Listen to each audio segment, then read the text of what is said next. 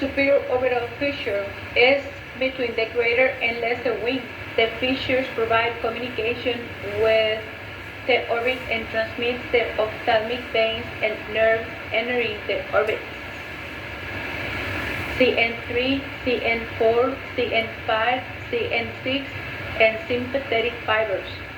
The foramen rotundum, the L round, which is known also with this name, is posterior to medial end of the superior orbital fissure.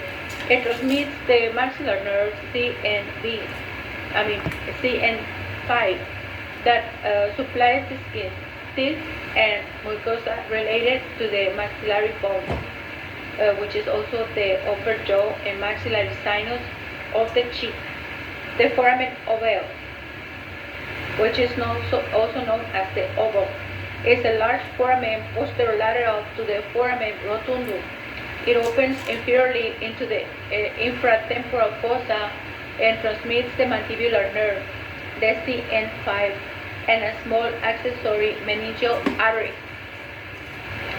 The foramen spinosum, right, which is known as spinosus, posterolateral to the foramen ovale, transmits the middle meningeal vessels and the meningeal branch of the mandibular nerve. The foramen lacerum, not part of the crescent of foramina, is a ragged foramen that lies posterolateral to the hypophyseal fossa. It is an artifact or a dried skull. In life, it is closed by a plate of cartilage. Nothing is transmitted vertically throughout the foramen lacerum. The internal carotid artery and its accompanying sympathetic and venous plexuses pass across the superior aspect of the cartilage, and some nerves transverse the cartilage horizontally, extending posteriorly and laterally from the foramen lacerum is a narrow groove for the greater petrosal nerve on the anterior surface of the petrous part of the temporal bone. There is also a small groove for the lesser petrosal nerve. The posterior cranial fossae. The posterior cranial fossae, the largest and deepest of the three cranial fossae, right, lodges of cerebellum, right, which is known as the little brain, pons, and medulla oblongata, which is also known as medulla, right.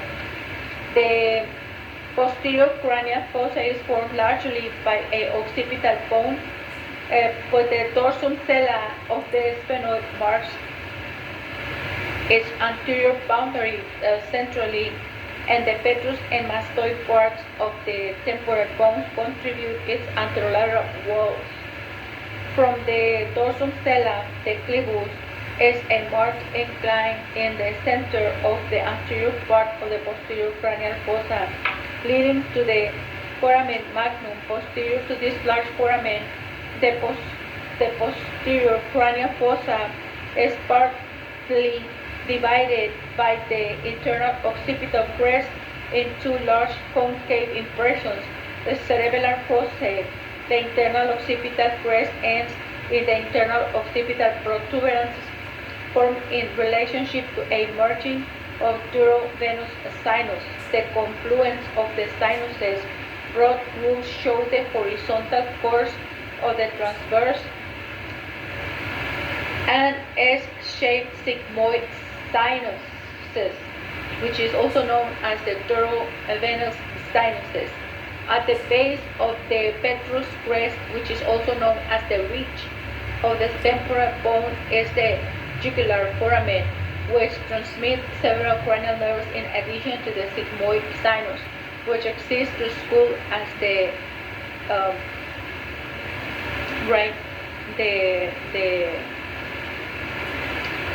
take a look in your atlas, right? The anterior, the lateral, right? And lateral view, anterior side of the skull, right? Take a look right? The superior view, where you can see the inferior view, the external aspect of the skull. Observe the incisive fossa, the depression in the middle of the bony palate, right? Take a look all these details, right? Like we were saying, right? At the base of the petrous crest, which is also known as the ridge of the temporal bone, is the jugular foramen, which transmits several cranial nerves, right? In addition to the sigmoid sinus, right? Anterosuperior to the jugular foramen is the internal acoustic meatus for the facial and vestibular cochlear nerves CN8 and the labyrinthine artery. The hypoglossal canal for the hypoglossal nerve CN12 is superior to the anterolateral margin of the foramen magnum. The walls of the cranial cavity vary in thickness in different regions. The walls are usually thinner in females than in males and thinner in children than elderly people. The bone tends to be tightest in areas that are well covered with muscles, such as the squamous part of the temporal bone and the posterior inferior part of the skull, posterior to the foramen magnum. You can observe these thin areas of bone by holding a skull up to the bright light. Most bones of the calvaria consist of internal and external tables of the compact bone, separated by a spongy diploe. The diploe is cancellous bone containing red bone marrow during life, through which runs canals formed by diploic veins. Examine the diploe in the canal of a laboratory specimen. It is not red in a dried cranium because the protein was removed during preparation of the specimen. Also observe the inner table of the bone is thinner than the outer table, and that in some areas there is a thin plate of compact bone with no diploid, right? The face is the anterior aspect of the head from the forehead, so that the chin, and from one ear to the other ear. The basic shape of the face is determined by the underlying bones. The buccal fat pads of the cheeks and the facial muscles contribute to the final shape of the face. The relatively large size of the buccal fat pads in infants, which prevents collapse of the cheeks during sucking, produce their pudgy appearance. The muscles of the face are in the subcutaneous tissue, most of them attached to the skull bones and the skin or mucous membrane. The overlying skin is connected to the bones by skin ligaments, right? Which is also known as retinacular cutis, bands of connective tissue, right? The growth of the facial bones takes longer than those of the calvaria. The ethmoid bone, orbital cavities, and superior parts of the nasal cavities are nearly completed their growth by the 7th year. Expansions of the orbits and growths of the nasal septum carry the maxilla infero-anteriorly. Considerable facial growth occurs during childhood as the paranasal sinuses develop and the permanent teeth erupt. The muscles of the face. The facial muscles or muscles of facial expression are subcutaneous. They move the skin and change facial expression to convey moods. The muscles are in the anterior and posterior scalp, face, and neck. Most muscles attach to bone or fascia and produce their effects by pulling the skin. For a summary of the facial muscles, their attachments are right. Take a look in your atlas, the muscles of the scalp and the face, all of them, right? You can take a look the orbicular oculi, the nasalis, the buccinator, the mentalis, the orbicularis oris, the platysma, levator labii superioris, right? The frontal belly of the occipitalis, right? Take a look at pterygomandibular raphe, the buccinator, right? In between them. All muscles of facial expression develop from the second pharyngeal arc, right? And are supplied by its nerve and seventh cranial nerve, right? The muscles of facial expression surround the orifices of the mouth, eyes, and nose, and act as sphincters and dilatators which close and opens the orifices. The facial muscles develop from mesenchyma, embryonic connective tissue, and the second pharyngeal arc and are part of a subcutaneous muscular sheath that spreads over the neck and face during embryonic development, carrying branches of the facial nerve with it. Because of their common embryological origin, the platysma, the G-flat plate, and facial muscles are often fused and their fibers frequently intermingled. Functionally, the muscular sheath differentiates into muscles that surround the facial orifices, such as the mouth. A sphincter and dilatator mechanism for each orifice also produce facial expression. The muscles of the forehead, the frontalis is the anterior part, which is the frontal belly of the scalp muscle, the occipitofrontalis. The frontal belly of this muscle arises from the anterior part of the epicranial aponeurosis, right, which is also known the aponeurosis epicranialis, as is attached to the skin, right, of the eyebrows. The frontalis has no bony attachments. It elevates the eyebrows and giving the face a surprised look and produces transverse wrinkles in the forehead when one frowns. The muscles of the mouth, lips, and cheeks, several muscles alter the shape of the mouth and lips. During speaking, singing, whistling, and mimicry, the shape of the mouth and lips is controlled by a complex three-dimensional group of muscular slits, right, which includes the elevator, retractor, and evertors of the upper lip, the depressors, retractors, and evertors of the lower lip, a compound sphincter around the mouth, the buccinator, which is also known as the trumpeter in the cheek.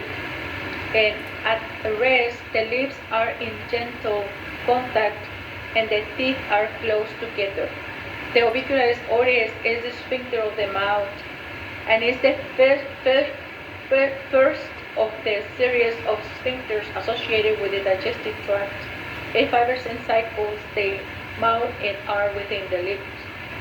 Normally, when the orbicularis oris is tonically contracted, the mouth is closed. Active Facet contractions cause the mouth to become narrow as the lip occurs in whistling, right?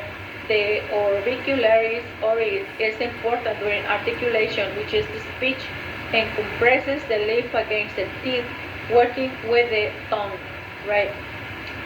To hold food between the teeth during mastication or chewing. The dilator muscles radiate from the lips like the spokes of a wheel, except for the buccinator. There are a little practical importance to most healthcare professionals, except dentists, right, who prefer to have the mouth open widely. However, the dilator muscles are commonly used by actors and mimics. Only the main features and functions of the muscles of the mouth, lips, and cheeks are mentioned here. The levator labii superior alaki nasi, which is the elevator of the upper lip and wings of the nose, attaches superiorly to the maxilla. It divides into two slits that attach to the alar cartilage of the nose and the upper lip and elevate both those structures. The mentalis is a small muscle arising from the mandible and ascending to the skin of the chin. It raises the skin of the chin during the expression of doubt. The buccinator is a thin, flat, rectangular muscle that attaches laterally to the alveolar process of the maxillae and mandible, opposite the molar teeth, and to the pterygomandibular raphe, a tendinous thickening of the buccopharyngeal fascia separating and giving origin to the buccinator muscle anteriorly. The buccinator activity and smiling also keeps the cheek taut, thereby preventing it from folding and being injured during chewing. The fibers of the buccinator mingle medially with those of the orbicularis oris. The buccinator aids mastication by pressing the cheeks against the molar teeth during chewing, though working together with the tongue on the lingual aspect and the orbicularis oris anteriorly. Food is held between the occlusal surfaces of the teeth from chewing. The buccinator is also used during whistling, and sucking by forcing the cheeks against the teeth. The buccinator was given its name because it compressed the cheeks during blowing. When a musician plays a wind instrument, some trumpeters stretch their buccinator and other cheek muscles too much that their cheeks balloon out when they blow forcibly on their instruments. The depressor anguli oris, as its name indicates, depresses the angles of the mouth, as in frowning. Posterior fibers of the platysma assist with this movement. The levator anguli oris attaches superior to the infraorbital margin and inferiorly to the angle of the mouth. It elevates the corner of the mouth. The zygomaticus major, extending from the zygomatic bone to the angle of the mouth, draws the angle of the mouth superolaterally as occurs during smiling or laughing. The zygomaticus minor, a narrow slit of muscle, passes obliquely from the zygomatic bone to the orbicularis oris. It helps to raise the upper lip when showing contempt or to deepen the nasolabial sulcus when showing sadness. The levator labii superioris, descending from the infraorbital margin to the upper lip, raises and everts the upper lip. It also helps the minor zygomatic to deepen the nasolabial sulcus when showing sadness. The depressor labii inferior is lateral to the mentalis, attaches inferior to the mandible and merges superior with its contralateral partner and the orbicularis oris. It draws the lip inferior and slightly laterally as when showing impatience. The risorius, a variable muscle, arises from the platysma and fascia of the masseter. It attaches to the fascia covering the parotid gland inferior anterior to the ear and to the angle of the mouth. It draws the corner of the mouth laterally when dreaming. The platysma is the broad thin sheet of muscles in the subcutaneous tissue of the neck. It arises in the fascia covering the superior parts of the deltoid and pectoralis major muscles and swells superomedially over the clavicle to the inferior border of the mandible. The anterior borders of the two muscles dectus set over the chin and blend with the fascia muscles. Acting from its superior attachments, the platysma tenses the skin, producing vertical skin ridges covering great stress, and releases pressure on the superficial vein. Acting from its inferior attachments, the platysma helps to depress the mandible and draw the corners of the mouth inferiorly as in a grimace. The platysma is supplied by the cervical branch of the facial nerve. The muscles around the orbital opening, the function of the eyelids is to protect the eye from the injury and excessive light. The eyelids also keep the cornea moist by spreading the tears. The orbicularis oculi closes the eye and wrinkles the forehead vertically.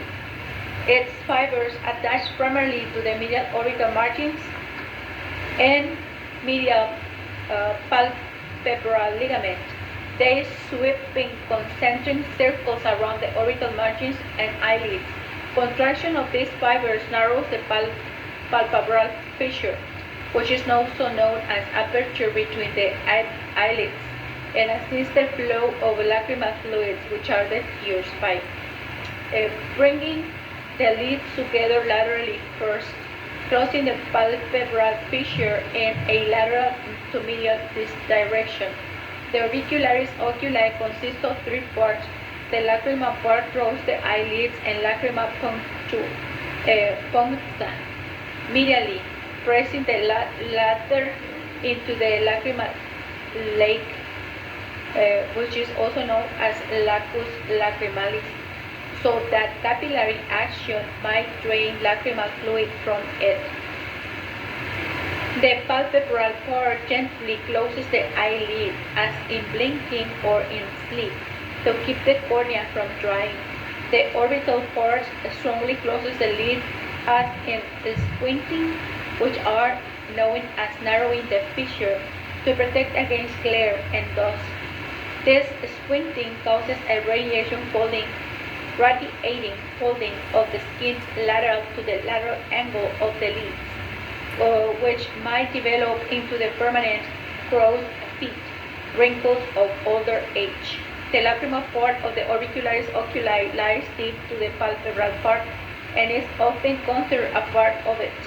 It might aid the flow of lacrimal fluid by holding the eyelids close to the eyeballs. The lacrimal part is also said to exert traction on the lacrimal fascia, thereby dilating the lacrimal sac. However, a proposed pumping action on the lacrimal gland is unlikely. When all three parts of the orbicularis oculi contract, the eyes are firmly closed and the adjacent skin is wrinkled. Similar wrinkling occurs when a person scrutinizes something. The orbicularis oculi is supplied by a zygomatic branch of the facial nerve. The corrugator supercilii arises from the orbital part of the orbicularis oculi and nasal prominence and inserts into the skin of the eyebrow. It draws the medial end of the eyebrow downward and wrinkles the forehead vertically, demonstrating concern. Muscles around the nose. All muscles around the nose are supplied by the facial nerve. The procerus and the pressor septi muscles are relatively unimportant to most healthcare professionals. The nasalis, the main muscles of the nose, consist of transverse compressors nares and alar dilators nares part. The transverse part arises from the superior part of the canine ridge on the anterior surface of the maxilla, superior to the incisor teeth, and passes superomedially to the dorsum of the nose. It compresses the nostrils. The alar part arises from the maxilla superior to the transverse part and attaches to the alar cartilages of the nose. It widens the anterior nasal aperture, flaring the nostrils. The alar part also draws the nostril down, as occurred during fright and anger. Both parts of the nasalis are supplied by a vocal branch of the facial nerve. The procerus, a small slit of muscle that is continuous with the frontalis muscle, passes from the forehead over the bridge of the nose. The procerus draws the medial part of the eyebrows inferiorly, producing transverse wrinkles over the bridge of the nose.